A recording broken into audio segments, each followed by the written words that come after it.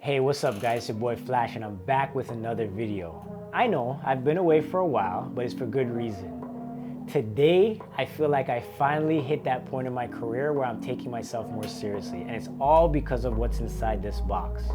Run the intro.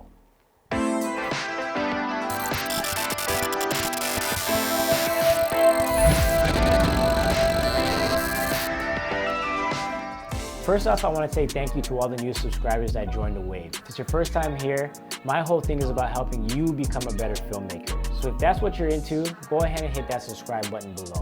But yeah, this is a very special moment in my career because I finally got something that I've been saving up for a while. And I feel like it's the next level of me taking what I do more seriously.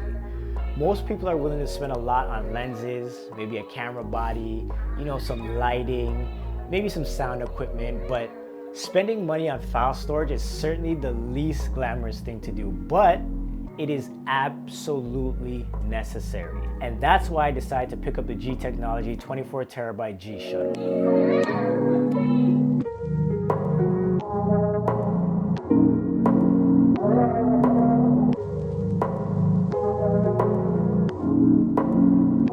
My current storage workflow is actually pretty terrible. I have a ton of drives on my desk and a bunch more on my workstation. And anytime I have to go back and find old footage, it's a nightmare. I knew I had to figure out a new way to make things happen. And that's where the G-Shuttle started looking like a good idea for me. I knew I wanted something with a ton of storage, use a RAID system, which we'll talk a little bit more in a few, was portable and fast. I have a NAS storage system right now that's pretty good for while it lasted, but it could never leave the house. And it just wasn't fast, man. Like transferring files on that thing took way too long. And I personally work with RAID R3D files that are huge. So yeah, I needed something that was gonna work. I'm gonna go ahead and unbox this thing real quick and show you guys what comes in the unit.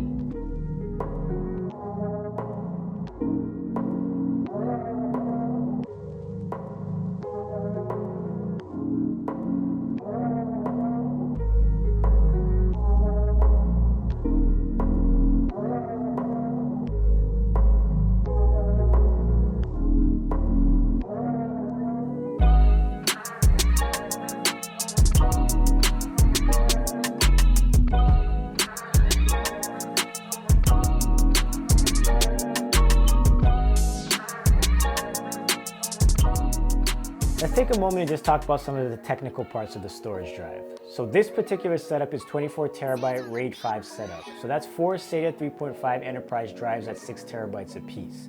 You can configure it in 0, 1, 5, or 10 RAID options. It also has a power input and switch. And you can also daisy chain up to 5 of these units at a time.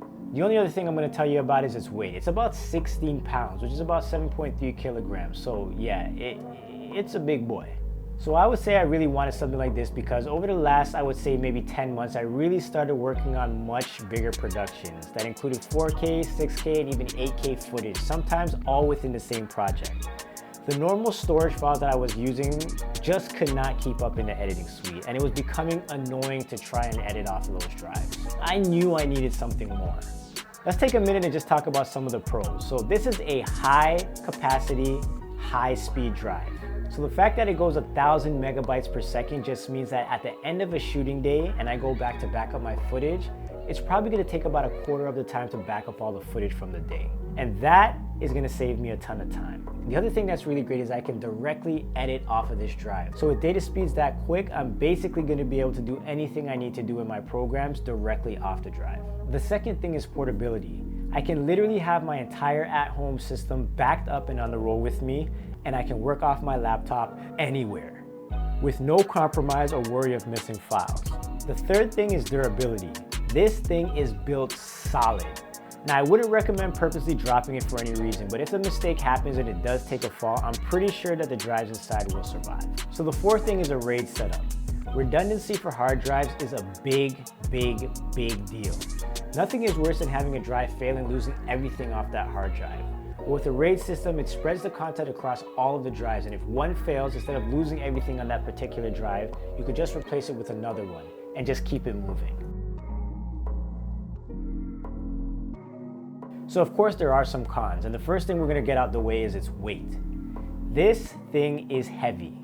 Not overwhelmingly heavy, but annoyingly heavy. So yes, it is portable, but if you plan on carrying it for a long distance, it's really gonna take a toll on your arms. The next thing is gonna be price. Yes, it is expensive. After duties, taxes, and conversions, a 24 terabyte model came to just over 3,000 Canadian. And if you want more storage, you're gonna pay a whole lot more. So the last con for me is its network capability. So this one is kind of a con, but it's not really a con, and I'll tell you why. So yeah, you cannot connect to a network, which means you cannot access this remotely from anywhere that has internet access. However, the trade-off is pure speed. So a NAS storage system is where you pretty much want to put all of your finished project files. So when you're done with the project and you don't have to work on it anymore, you would back it up to a NAS server. And the benefit of that is that you can access it from anywhere. But you cannot edit on a NAS server. It is terribly slow. It's terrible. So having something like this as a substitute where you're able to store things, work on it, travel from one house to the other or do whatever is a huge plus in my books. Again, this is the least glamorous thing about filmmaking. Like, no one sits down and talks about how much storage they have at home or how fast it is. It's just one of those things you need to do. For me, I just know backing up footage is a headache because it can easily be another 2 to 3 hours of my time after a project is finished being shot. And then if it's a lot of heavy footage to work on, the editing process becomes not fun. Hopefully now with this option, it'll make everything a little bit easier for me.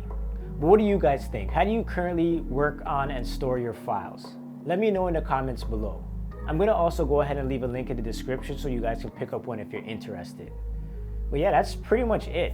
At this point, I'm just really excited to go ahead and start using it. I plugged it in, I'm ready to rock and roll, and at this point, it's just now using it. But yeah, that's all for today, guys. Thanks so much for tuning in. Make sure you look, learn, and share. Take it easy, guys.